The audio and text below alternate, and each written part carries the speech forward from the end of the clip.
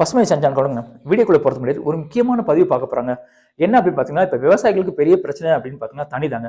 முதல்ல நினைச்சு பரவாயில்ல, 100 அடி 150 அடி 200 அடியில இருந்தீங்க. ஆனா இப்ப பாத்தீங்கன்னா 500 அடி 1000 அடி 2000 அடி அதுல கூட தண்ணியில கூட போயிருக்குங்க. அப்படிப்பட்ட தண்ணி நம்ம சேர்த்து வைக்கிறாங்களுங்க. இந்த நீர் பிரச்சனை எப்படி சரி செய்யறதுன்னு தெரியலையா?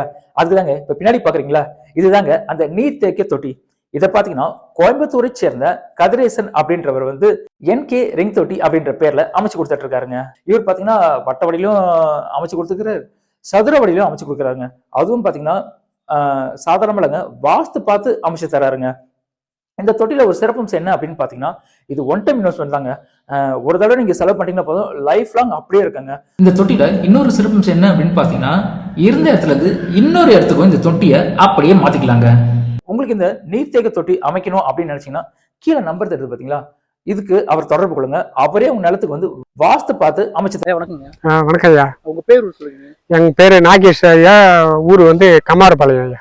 ஐயா, உங்க பண்ணையம் பார்த்தேன் நான். நிறைய விஷயம் பண்ணிருக்கீங்க. காய்கறி பண்ணிருக்கீங்க, இது ஷேட் நெட் போட்டு, அது நம்ம கொய்யா சாகுபடி, ஆடு மாடு கோழின்ட்டு எல்லாம் பண்ணிருக்கீங்க. எல்லாம் பண்ணிருக்கேன். மீன் வளர்ப்பும் பண்ணிட்டு இருக்கீங்களோ? ஆமா ஐயா, மீன் வளர்ப்பும் பண்ணிருக்கேன். ஒரு ஏக்கராவில் மீன் பள்ளம் தோண்டி அதுல தண்ணி விட்டு மீன் வந்து ரூப் சோடான்ற மீன் வந்து 1000 மீன் விட்டுருக்கேன் ஐயா. அதுல எப்படி இந்த பண்ணைக்கோட்டை அமைச்சிங்க தெரிஞ்சுக்கலாமா? கவர்மெண்ட் கொடுத்துருக்காங்க ஐயா. அதை நீங்க அந்த போர்டு எடுத்துக்கலாம். கவர்மெண்ட் கொடுத்தாங்க இதை.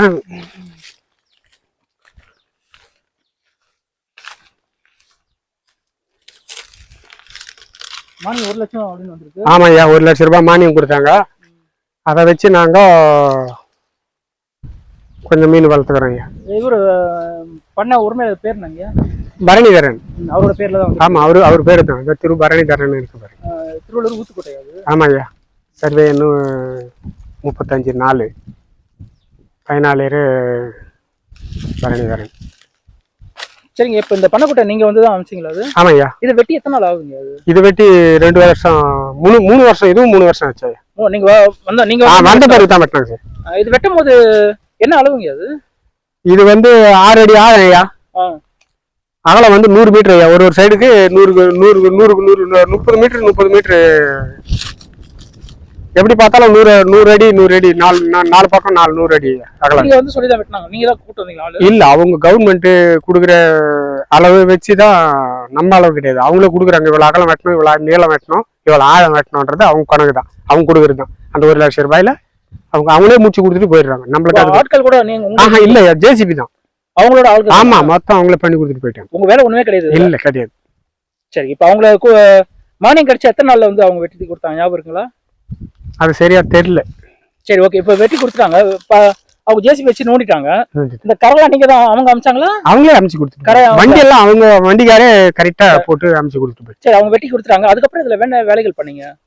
அதுக்கப்புறம் நம்ம தண்ணி வந்தது, தண்ணி விட்டுணும். தண்ணி விட்டதுக்கு அப்புறம் நம்ம மீன் குஞ்சுங்களை வாங்கி வந்து விட்டு மீன் வளர்த்துறோம். இல்ல, வெறும் தண்ணி மட்டும் இருந்து விட்டீங்களா? இல்ல இதுல சுண்ணாம்பு கரைச்சி ஊத்துறது அதெல்லாம் எதுவும் பண்ணவே இல்லையா? இதுல இது மீனுக்கு என்ன தேவையோ அது பண்றோம். என்ன பண்ணீங்க இதுல? மீனுக்கு சாணி போடுவோம். நாங்க பெரும்பாலும் வேற எதுவும் போடுறது இல்லை. பச்சை சாணி எட்டான்னு கொடுக்குறோம். மாட்டுல இருந்து சாணி எட்டான்னு போடுறோம். சாப்பிட்டு நல்லா தான் வருது. மீன் வளர்ச்சி எல்லாம் நல்லா தான் இருக்கு. வேற இதுல தண்ணி விட்டீங்க? எப்படி தண்ணி எடுத்து விட்டீங்கன்னு கேக்குறேன். இப்போ போர் தண்ணியா? எவ்வளவு தண்ணி விட்டீங்க ஞாபகம் இருக்குங்களா? மழை காலத்துல தண்ணி தேவையில்லை. இப்ப தண்ணி விட வேண்டிய அவசியமே கிடையாது. இன்னும் 1 மாசம் போச்சுனாக்கா அடுத்த மாசத்துல இருந்து தண்ணி மதியம் வரைக்கும் சோலார் தண்ணி போயிங்க இருக்கும். அதை விட்டு அப்படியே பாசிங்க இருப்போம். தண்ணி கொஞ்சம் கம்மியாகுதுன்னா நாங்க சோலார் தண்ணி போட்டு கொஞ்சம் நிரப்பிப்போம். சரி, இல்ல நான் அது கேட்கல. நான் இப்ப பள்ளம் வெட்டி கொடுத்தோம்னா இதுல தண்ணி ஊத்துனீங்கல்ல, அது எப்படி தண்ணி நிரப்புனீங்க? மழை பள்ளம் வெட்டி முடிஞ்சு 1 மாசத்துக்குள்ள மழை காலம் ஆரம்பிச்சிருச்சு. தண்ணி அதே ஆட்டோமேட்டிக்கா தண்ணி ரொம்பிச்சு. இப்போ அது மழை தண்ணி தான் அது. அப்படிங்களா? ஆமா, நம்ம தண்ணி விடல. அதுல இயற்கையா மழை தண்ணி தான்.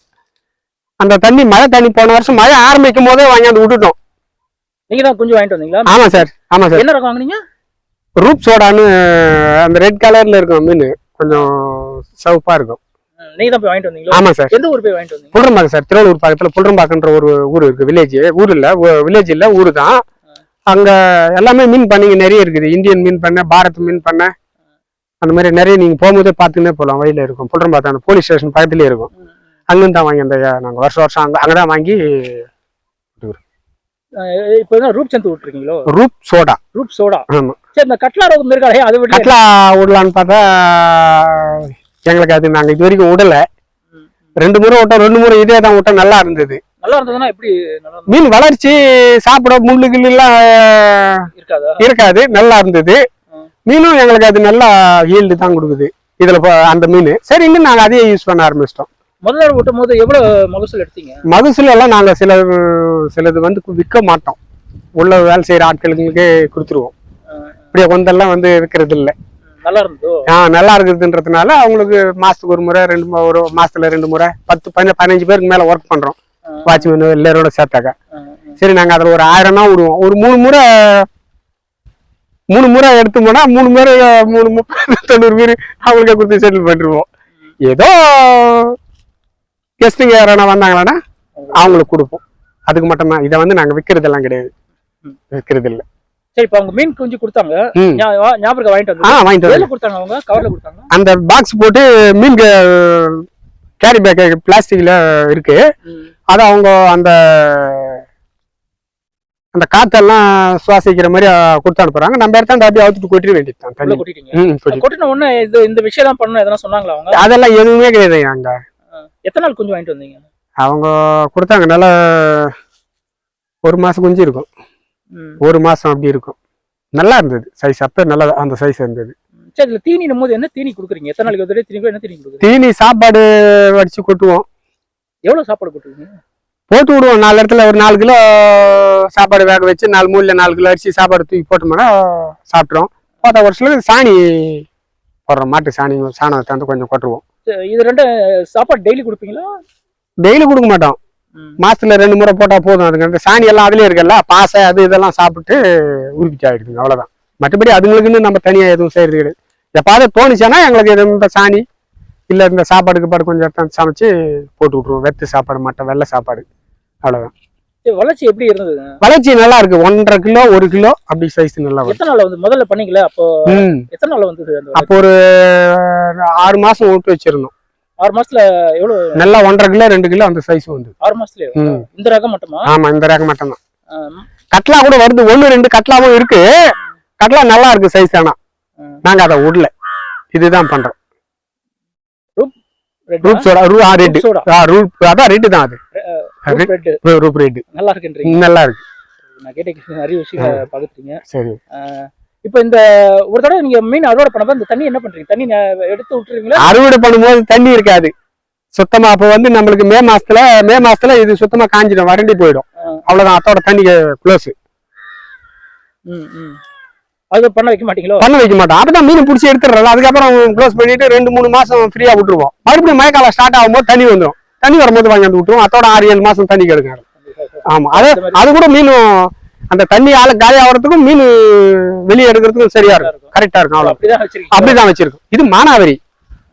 இது வந்து தண்ணி இருக்கிற ஏரியா கிடையாதுங்க. மானாவரி இடம்னா மழை காலத்துல தண்ணி இருக்கும், வெயில் காலத்துல தண்ணி இருக்காது. மானம் பார்த்தா பூமின்னு வாங்கல்ல, அதான் இது. அதனால இதை யூஸ் பண்ணிக்கிறீங்க. இந்த நேரத்துல யூஸ் பண்ணிக்கிறோம். மற்ற நேரத்துல காலியா தான் இருக்கும். நிறைய சரி, நன்றி.